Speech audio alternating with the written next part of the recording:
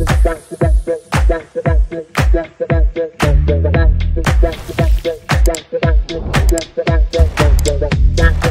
change. I want to show you my setup. So I like putting a tarp down because I'll probably lay down on that tarp, and that's always nice. Here is, there's my APU kit. Let's open that up. I'll show you what's in there. Now that's a Milwaukee Packout. So I got all my parts in here. What we're gonna see, there's the filter number, part number. So we'll do that. We got a Sharpie to write on. We got extra parts here for the full PM. But for this particular filter, we'll use these channel lock filter grips. Those work really nice on that particular filter. So we have that, and then I'm going to use my 1/4 inch ratcheting ratchet, and we're going to put in on a T30 socket.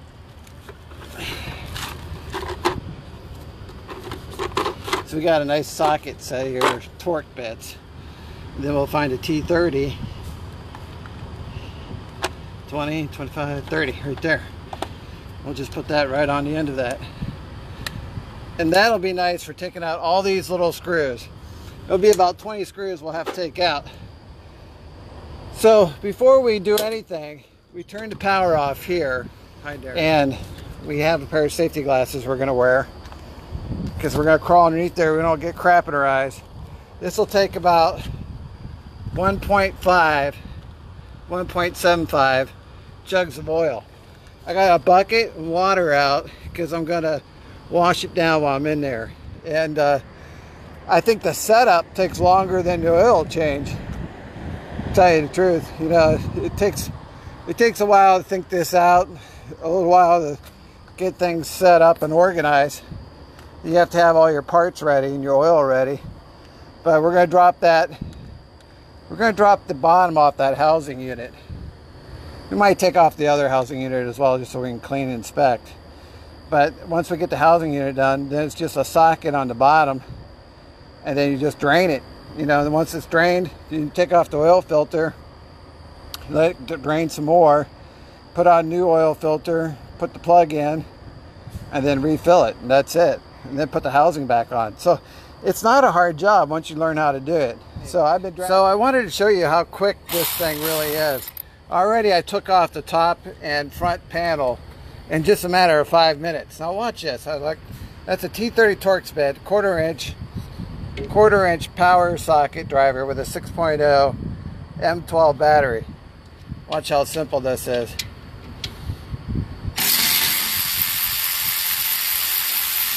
Funny. And I think after the first time you do it by hand, you do it by hand once and you'll never do it by hand again. I guarantee you that.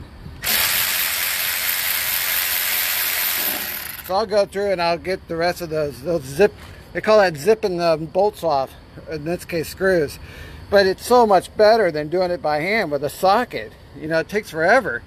So if you're gonna do your PMs on your APU, I recommend a Milwaukee 1/4 inch socket with a T30 Torx bit. We are draining. Look at that. That thing's full. And it's black, which is good. And then I checked the plug here. Make sure there's no metal filings on it. It's magnetic. So that's going good. I did an oil change at 2500 and now we're at 3051. So I'm at 3051, so almost exactly 1,000 hours. So you can see right there, last time I did it was 7/18/2020. So now we're at October 10/20/2020. So almost exactly 3 months. So I run the APU a lot. 1,000 hours over 3 months. It's running pretty continuously. That's because I was out for 8 weeks. So every day it ran for, you know, upwards of 10 hours. Or that's the oil filter. And what I'll do is I'll verify the part number when I go to put it on. Here's the new fuel filter. This is the new air filter. and the blue filter for under the bunk. So then I got a white marker, I can label it, and then I have a black marker, I can label that one. So other than that, I just inspected the belts. Belts look pretty good. There's 2 belts. Inspected the hoses, they look pretty good. I'll show you right here. This is where the air filter goes.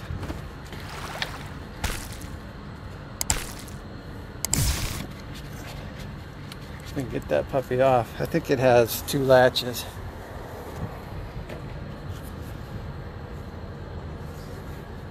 Yeah, there's another latch on the bottom. Okay, there we go. Now, the manual says you can go upwards of 2,000 hours, but I would prefer to do it every 1,000 hours, which means I would get one of these kits. That would put my APU at a very high maintenance.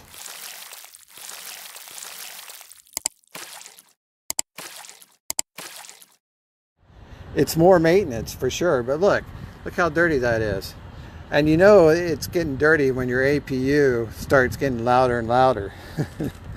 So down there I got the oil dripping.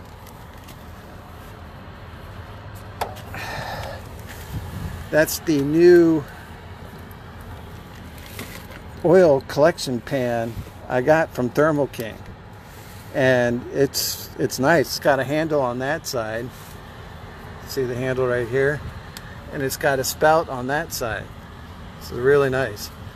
So we're just letting it drain pretty thoroughly right now. Took out the fill plug, drain plug. So, and then what I'll do is I'll get a bucket of water when I get done changing all the filters and changing the oil. Before I put the covers back on, I'll get a bucket of water and rinse everything off, and with a sponge and soapy water, and try to keep it fairly clean from excessive dust and dirt buildup. I don't know if you can see it. See that? See this part right here? It has an O-ring. I don't know if it's out of focus a little bit. Sorry for that, but there's an O-ring in there, and it was giving me all kinds of problems. So I was trying to fit the O-ring. On this bottom plastic part, but there's a little trick. That is, don't put the O-ring on the plastic part, put the O-ring on the part above it, and then screw the plastic part together, and then that will properly seat. If you try to put it on the plastic part, it'll never seat, and that's why it kept dripping fuel. So you put the plastic part up inside the part that gets screwed into, and then it will stop leaking. So it's a so while I'm here, let me show you some of the tools that you have to have. So you have to have a couple different types of funnels. I would recommend you get 3 or 4 different types of funnels, because one funnel you're going to use for diesel fuel, and another funnel you're going to use for oil. You know, so now the trick with the filters is you need both a strap wrench. Okay, you need to have a strap wrench like that, and you need to have a pair of channel lock grippy wrenches. You need a T30 Torx bit and a socket. Definitely need that. You need a white Milwaukee, I recommend a Milwaukee white paint marker, and a black Sharpie. You need that. You'll need a couple empty jugs so you can recycle your oil, and you need a couple clean jugs. Like I kept this clean jug, so when I took that oil or that fuel filter off, I poured the diesel in this, and then when I put the new filter on, I poured the diesel back into it, and it worked out perfectly. So let me see here. Need a socket set. You need a socket 19mm or 3/4. Let's see. You need an oil pan. You need a lot of paper towels. A magnetic tray would probably be recommended as well. That would be nice. All right, so you need one of these. Okay, and I tell you why.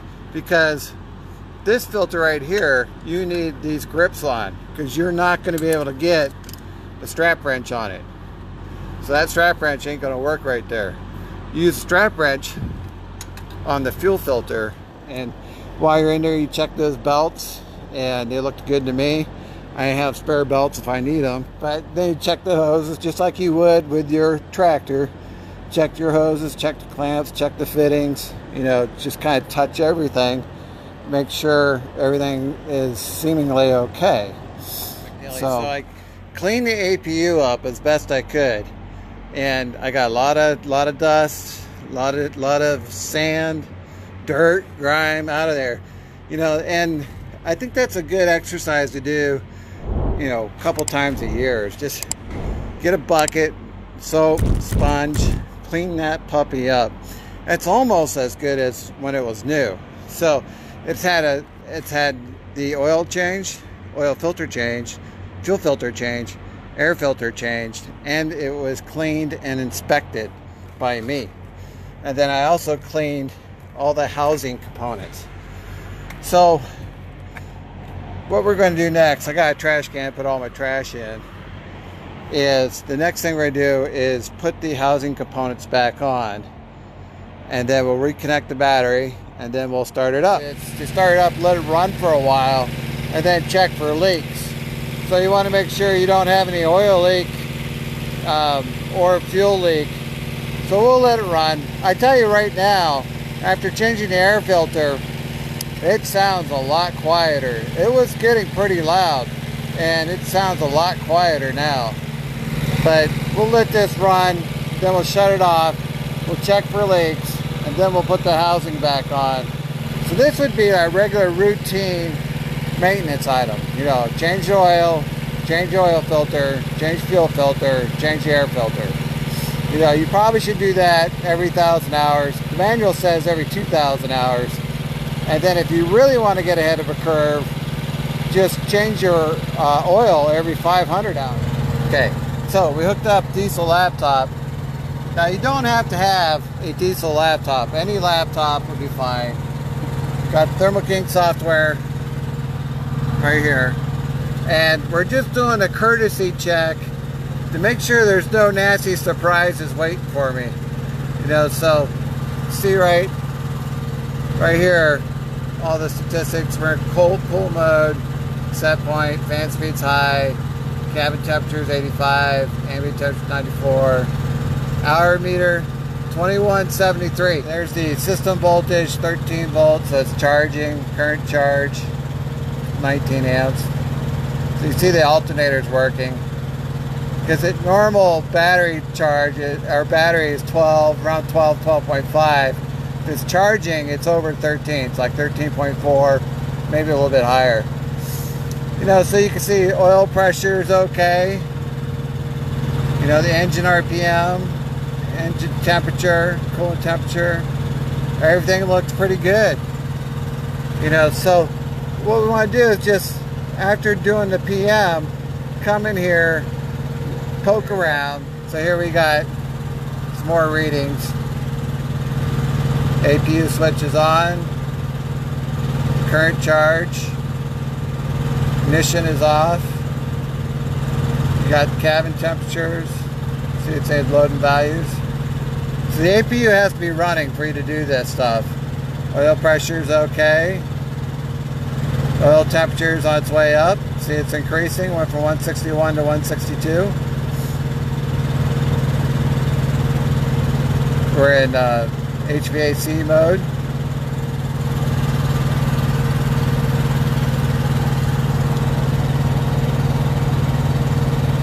Watch that temperature go up. It just keeps going up, up, and up as it warms up.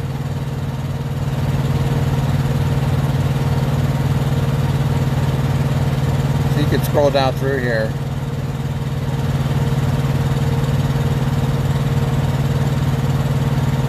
So, I mean, the amperage and stuff, it's charging the battery, so everything's good. Now here's where your settings are. You can change your settings. You know, I don't change the settings.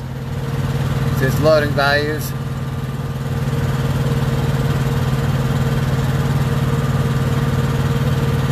Yeah, everything looks okay. You know, I think it looks fine. So we're gonna disconnect the computer. We're gonna turn off the APU, and we're gonna check it for leaks. If there's no leaks, then we're gonna button it up.